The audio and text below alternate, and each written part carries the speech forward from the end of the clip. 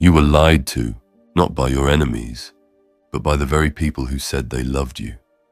Teachers, friends, maybe even your own parents.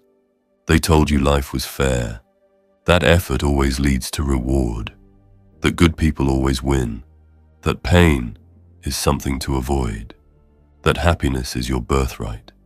They meant well, but they set you up to suffer. Because the truth is not warm, the truth is not safe, the truth is cruel. And most people spend their lives running from it, numbing it with distraction, hiding behind comfort, or blaming the world for the life they refuse to build. But not you. You're here because some part of you knows the life you want will never come from comfort. It will come from clarity, and clarity begins with pain. This video won't flatter you. It won't comfort you.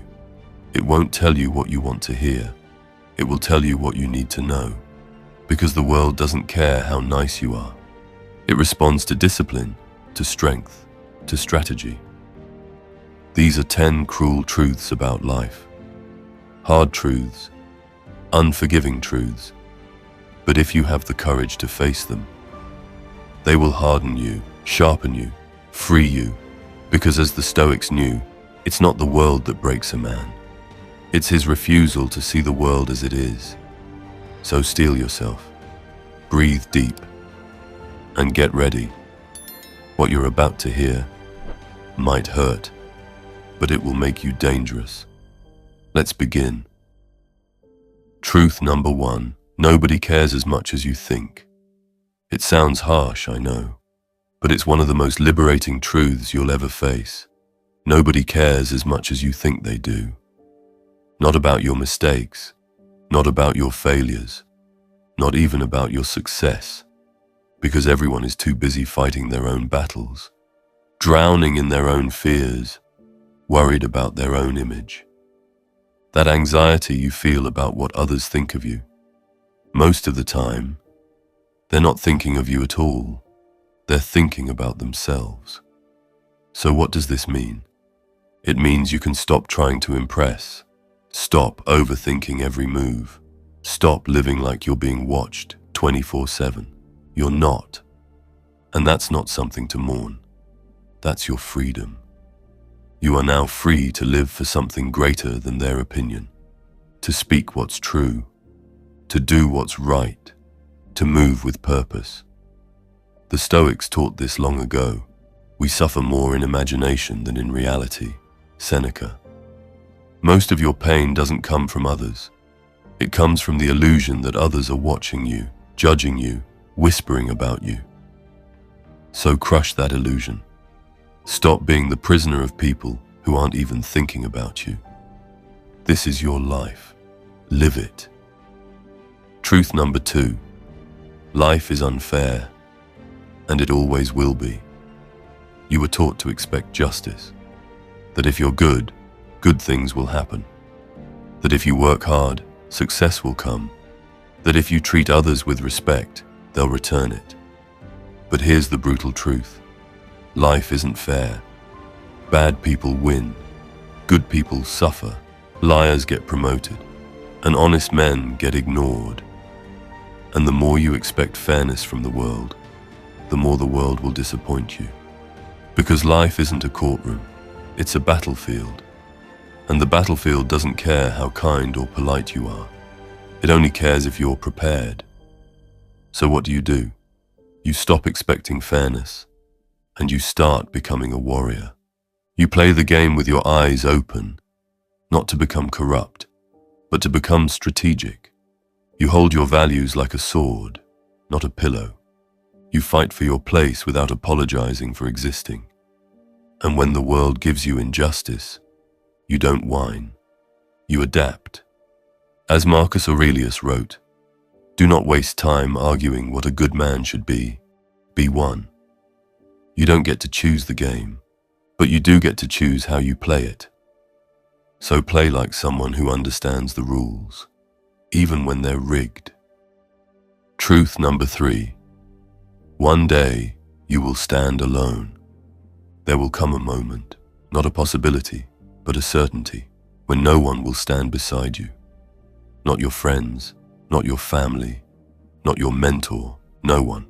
It might be the end of a relationship, the loss of someone you love, a betrayal you didn't see coming, or a decision no one else can make but you. And in that moment, you'll realize something that most people spend their whole lives avoiding. You were born alone, and one day you will die alone. Everything in between is borrowed time. And that's not something to fear, it's something to prepare for. The Stoics didn't chase approval. They didn't build their identity around who stood beside them. They built it around who they were when left with nothing. Because here's the hard truth. If your stability depends on someone else, you don't have stability, you have a crutch. So become your own foundation, your own anchor, your own army. When the silence comes, you will not collapse, you will stand. As Epictetus said, no man is free who is not master of himself. So become that master. The world may abandon you, but you will not abandon yourself. Truth number 4. Everyone you love will leave. It doesn't matter how deep the bond is, how real the connection feels, how strong the love seems today. One day, it ends. Either you will go first, or they will. That's not dark. That's reality. People change. Paths diverge. Tragedy knocks without warning. And every time you pretend otherwise, you give life the power to crush you. But when you accept this truth, when you look death, distance, and departure in the eye, you become untouchable. Because now you see clearly. That phone call could be the last. That hug could be the final one. That moment, right now, might never return. The Stoics lived with this awareness every single day. They called it memento mori. Remember, you must die. It was liberating. Because once you realize that everything ends, you finally start treating it like it matters. You become more present, more grateful, more disciplined with your time, and far less tolerant of wasting it. So next time you see someone you love, don't take it for granted. Don't assume there's always a next time. Look them in the eye and be there fully. Because as Seneca said, you act like mortals in all that you fear, and like immortals in all that you desire. But you'll live like a man who understands. Love is real, but it is not permanent. Truth number 5, you will fail repeatedly. No matter how smart you are, how talented, how disciplined, you will fail. Not once, not twice, many times.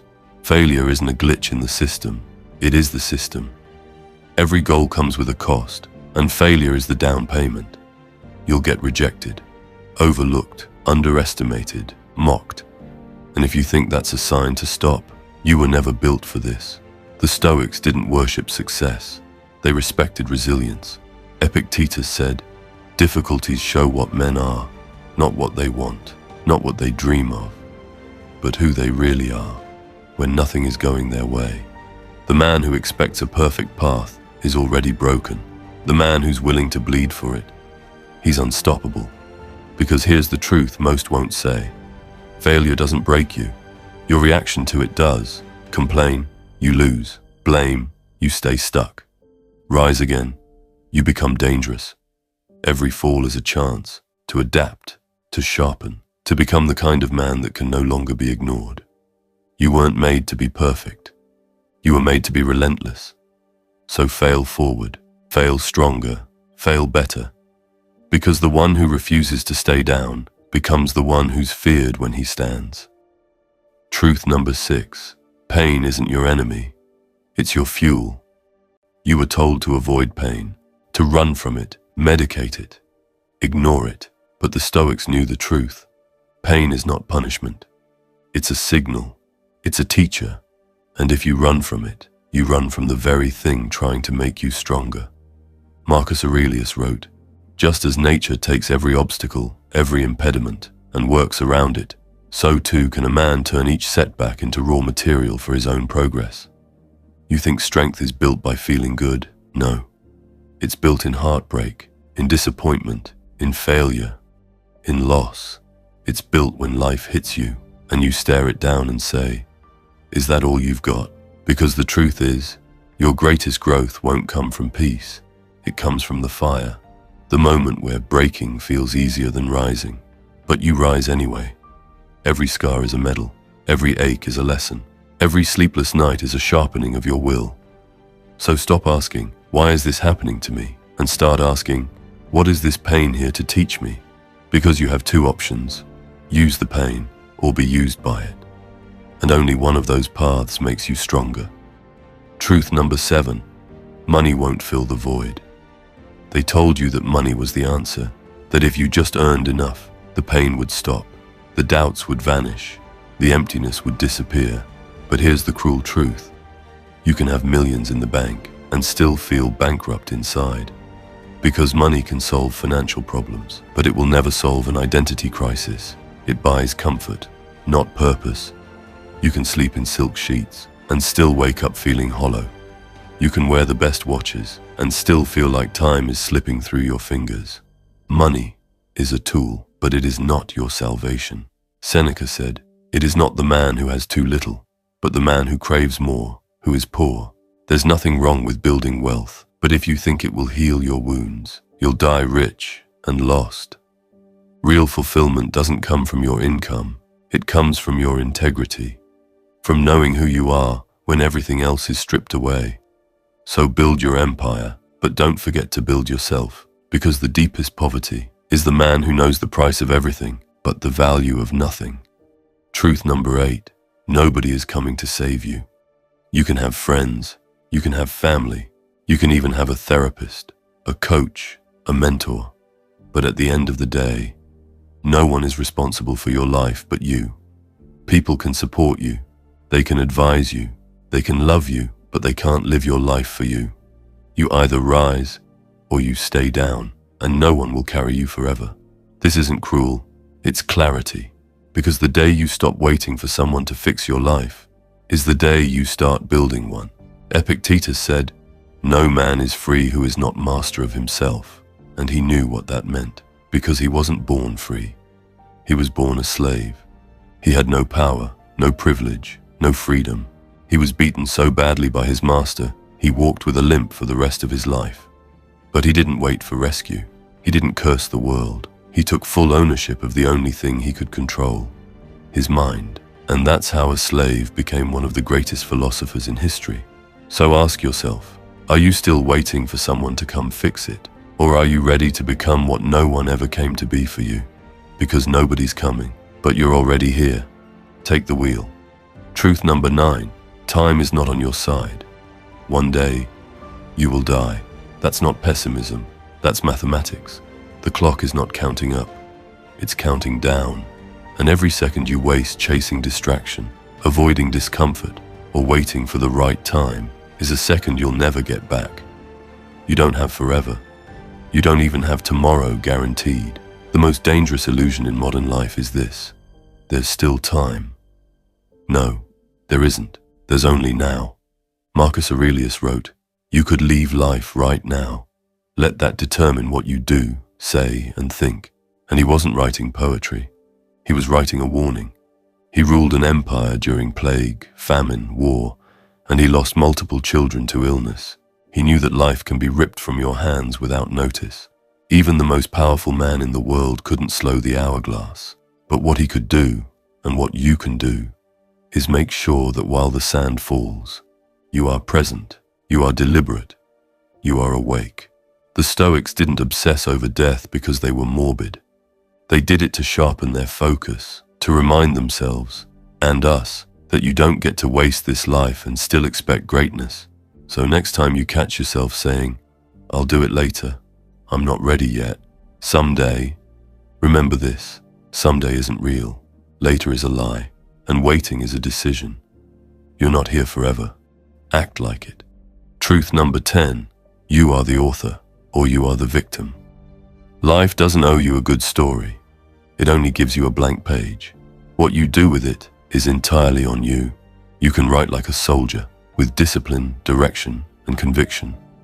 Or you can live like a bystander, letting other people write your story, sentence by sentence, until one day, you don't recognize the ending.